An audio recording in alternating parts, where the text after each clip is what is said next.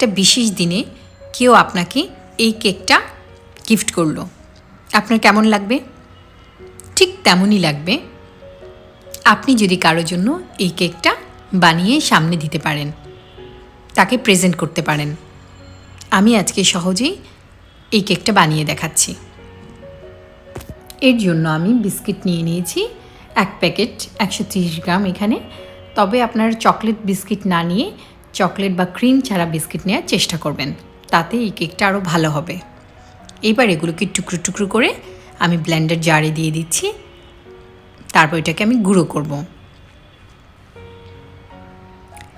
যে বিস্কিটে ক্রিম থাকে না, মেরি বিস্কুট বা অন্যান্য বিস্কুটগুলো ইউজ করবেন। আমি একটা গ্রাইন্ড করে গুঁড়ো করে নিয়েছি। এবার আমি 40 গ্রাম বাটার দিয়ে দিয়েছি। যে মোল্ডটা খোলা যায়, আপনি এরকম একটা মোল্ড ব্যবহার করবেন। সেই মোল্ডে আমি বিস্কিটের যে পেস্টটা আছে এটা আমি স্প্যাচুলার সাহায্যে সমানভাবে বিছিয়ে দিচ্ছি। আপনি যদি ক্রিম বিস্কুট ইউজ না করেন সেক্ষেত্রে একটু চেপে চেপে এটাকে সমান করে দিতে হবে। তারপর এটাকে ফ্রিজে রেখে দিব সেট হওয়ার জন্য। এবার একটি কড়াইয়ে আমি 700 ml দুধ নিয়ে নিয়েছি। আমি এখনও হাঁড়িটি চুলায় বসাইনি। আমি আধা কাপ আর 1 চা চামচ চিনি নিয়ে নিয়েছি। চিনিটা স্বাদ মতো কমিয়ে বাড়িয়ে নিতে পারেন। 1/4 কাপ কর্নফ্লাওয়ার নিয়ে নিয়েছি। 1 টেবিল চামচ আগার পাউডার নিয়ে নিয়েছি। একটি হ্যান্ড হুইস্কের সাহায্যে আমি ভালো করে একটু মিশিয়ে নিচ্ছি।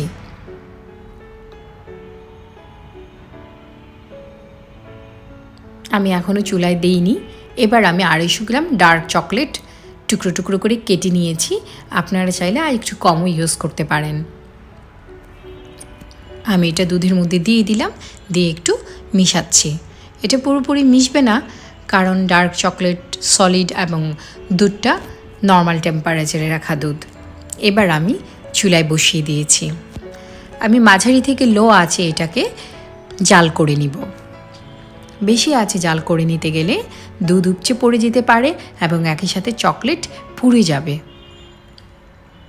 আস্তে আস্তে চকলেট গলে যাচ্ছে।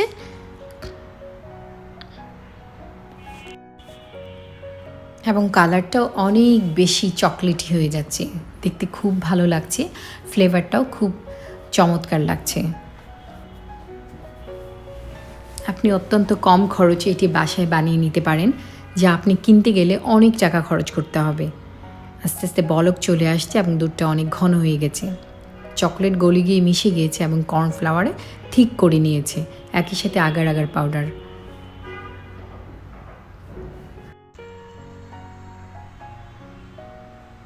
আমি ফোম দিয়ে একটু একটু করে ফুল করে নিচ্ছি, মানে আমার খুব ভালো লাগছে এটা করতে। চকলেট কেক আসলে সবাই খুব পছন্দ করে। ময়দা ছাড়া, ডিম ছাড়া আমি আজকের এই কেকটা বানিয়েছি, এমনকি কোনো প্রকার বেক করা ছাড়া, যেটা খুবই আকর্ষণীয় এবং সবার খুব ভালো লাগবে। এটা হয়ে গেছে, আমি চুলাটা বন্ধ করে দিয়েছি। এবার আমি যে মোল্ডে বিস্কিটের লেয়ার দিয়েছি সেই মোল্ডে আমি ঢেলে দিচ্ছি। এটা যখন ঠান্ডা হয়ে যাবে তখন কালারটা আরও বেশি ডার্ক হয়ে যাবে।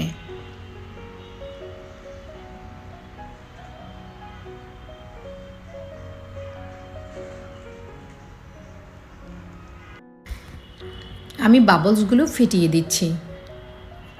তারপর আমি নর্মাল টেম্পারেচারে রেখে কিছুক্ষণ ঠান্ডা করে নিব। এরপর আমি ফ্রিজে 3-4 ঘন্টার জন্য রেখে দিব।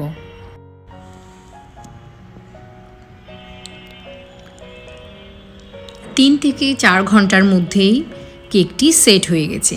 দেখতেই পাচ্ছেন কালারটা কতটা ব্রাইট হয়েছে। আমি আস্তে আস্তে এটা খুলে ডিমোল্ড করছি।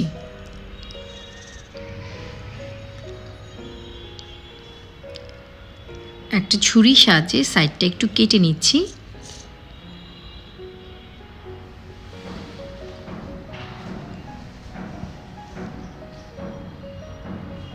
একটু সময় লেগেছে যাতে ফেটে না যায়, সাবধানে করেছি এই কাজটা, আপনারাও সাবধানে করবেন। দেখতেই পাচ্ছেন সাইডটা সহ কত মসৃণ হয়েছে, কত সুন্দর হয়েছে এই কেকটা। মনে হচ্ছে এই অবস্থাতেই পরিবেশন করা সম্ভব। তারপর আমি এটা সৌন্দর্যের জন্য এবং টেস্ট বাড়ানোর জন্য কিছু চকলেট স্প্রিঙ্কল ইউজ করেছি। আমি উপরের দিকে এটা ছড়িয়ে দিচ্ছি।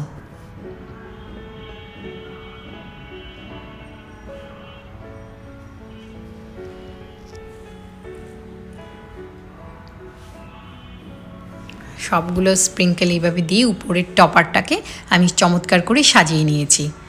দেখতে ভীষণ ভালো লাগছে এবং ভীষণ গর্জিয়াস লাগছে। এই কেকটা যদি আপনি প্রেজেন্ট করেন, আমার মনে হয় যে কারো স্পেশাল দিনই অনেক বেশি স্পেশাল হয়ে যাবে। আর যদি হয় সেটা আপনার হাতের বানানো। আমার আজকের রেসিপি যদি আপনাদের ভালো লাগে, আপনাদের উপকারে আসে, আমার চ্যানেলটা সাবস্ক্রাইব করবেন আশা করি। আমি একটা কেটে দেখাচ্ছি। আপনাদের লাইক, শেয়ার এবং কমেন্ট করে আপনাদের মূল্যবান মতামত আমাকে জানাবেন। আর বেল আইকনটা ক্লিক করে দিলে সবার আগে ভিডিও নোটিফিকেশন আপনি পেয়ে যাবেন। অসাধারণ হয়েছে এই চকলেট কেকটি, বলার ভাষা নেই, এটা এতটাই আকর্ষণীয় যা খুব সহজেই আপনি বাসায় তৈরি করে নিতে পারেন।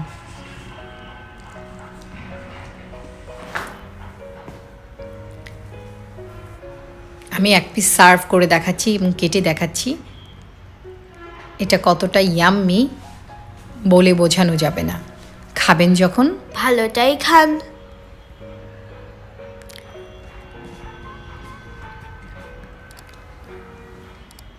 লিয়াস রেসিপির সাথে থেকে ব্যতিক্রম রান্নায় নিজেকে আত্মনির্ভরশীল এবং আত্মবিশ্বাসী করুন। রান্না হোক আয়ের মাধ্যম। আল্লাহ হাফেজ।